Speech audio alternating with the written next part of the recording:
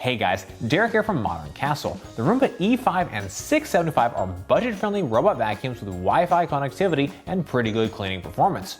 How do they compare and what's the difference? Let's go ahead and find out now. At Modern Castle, we test our vacuum cleaners against 3 different floor types and against 4 different debris types. Cleaning scores are shown as percentages of the total debris removed by the vacuum. The Roomba E5 and 675 are similar in many ways, but there was a noticeable difference in cleaning performance. The overall debris removal rate was 99.3% for the E5 and 94.7% for the 675. On hardwood floors, both the E5 and 675 provided excellent results, with a 100% debris removal rate for the E5 and a 99% for the 675. On low carpet, the E5 achieved a 99% score, while the 675 was a little lower at a 95%. The 675 struggled a bit on the smallest debris type, sugar. High carpet results continued the trend, with a 99% score for the E5 and a 90% score for the 675. Notably, the 675 struggled with sugar and kitty litter. The cleaning performance difference is likely due to the brush roll design. The 675's stiff bristle roller has a harder time removing fine debris from carpet, whereas the E5's dual rubberized brush roll is better able to agitate fine debris out of the carpet fibers. The E5 and 675 are quite similar in terms of design. They are a similar shape and body style, and they have the same set of 3 buttons on top of the vacuum. The E5 and 675 both come with a standard charging dock. The dock charges the Roomba and helps it navigate around the room. The most high-end Roomba models are compatible with a self-emptying docking station, but neither the E5 nor 675 are compatible with this feature.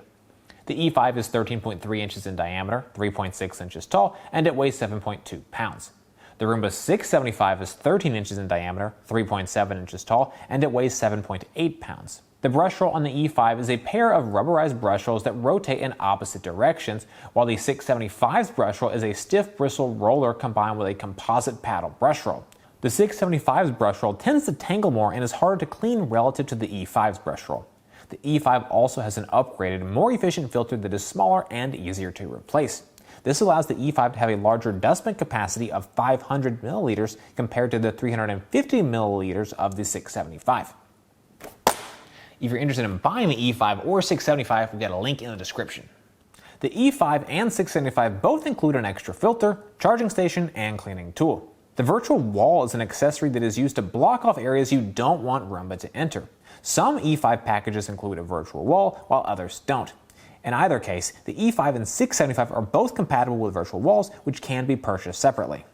Using the E5 and 675 are both simple and convenient.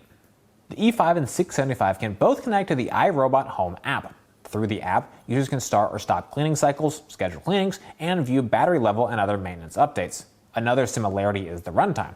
The E5 and 675 both have a runtime of 90 minutes. Newer Roomba models have the recharge and resume feature, allowing them to recharge in the middle of a cycle and then return to where they left off. However, neither the E5 nor the 675 have this feature. If you like this video, please get subscribed. You'll get automatic updates from YouTube when we release new videos. It's a big help to our channel, and it's totally free.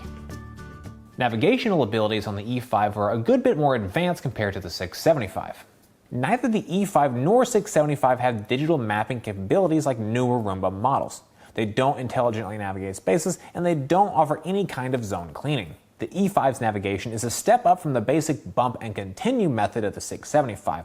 The E5 navigation isn't as advanced as the I and S series, but it is better than the 600 series robots.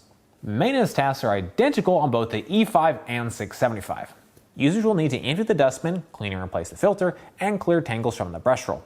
Both models' dustbins are easy to remove and empty into the trash. The filter is located on the dustbin and can be easily cleaned.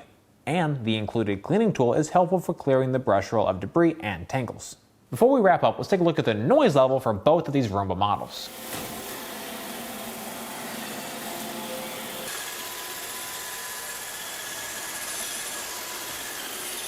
So, which robot is best for you, the E5 or 675?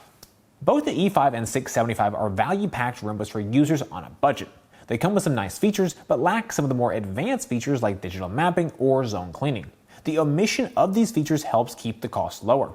Additionally, the E5 and 675 are compatible with the virtual wall barrier. While it doesn't always come included, it can be connected to either model, and it's a nice addition to help block off areas you don't want the robot to go to. While the E5 is a little more expensive, it comes with a range of value-adding features not present on the 675. First, the E5 has a smaller, more efficient filter.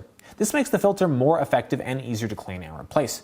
It also gives space for a larger dustbin capacity. In addition, the E5 has an improved rubberized brush roll. This is more effective than the bristle roller on the 675. The upgraded brush roll contributed to better cleaning performance on our test for the E5. For a relatively small increase in price, you get quite a lot more out of the Roomba E5 versus the 675. For most users, we think these factors push the E5 over the top, making it a better choice than the 675. Well guys, that's it for this video. I hope you found it helpful. Comments, questions, please drop us those notes down below. Do you have a Roomba at home? We'd love to hear what you think about it in the comments.